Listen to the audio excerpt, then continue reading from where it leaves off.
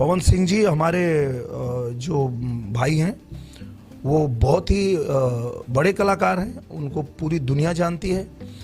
और जहाँ भी भोजपुरी का कुछ अगर गाना बजता है तो पवन सिंह जी का गाना बजता है। दोस्तों, कहीं भी अगर भोजपुरी का गाना बजता है तो वो गाना पवन सिंह का होता है। और ये बात हम और आप नहीं, भोजपुरी के सबसे बड़े दिग्गज कलाकार दिनेश दयाल यादव निरहुआ जी कह रहे हैं। अगर आप भी इस बात से सहमत हैं तो कमेंट सेक्शन में अपनी राय जरूर दीजिएगा। वैसे आप सभी जानते हो कि पवन सिंह का कोई भी गाना आता है तो देखते ही देखते मिलियन ऑफ व्यूज उस पर आ ही जाते हैं। और हाल ही में एक गाना बजा जिसका नाम है हरी हरी ओढ़नी, जो कि शायद ही कोई ऐसा जगह बचा होगा जहां वो गाना बजा ना हो, क्योंकि वो गाना 100 मिलियन से ज़्यादा एक ही चैनल पर व्यूज़ गया है।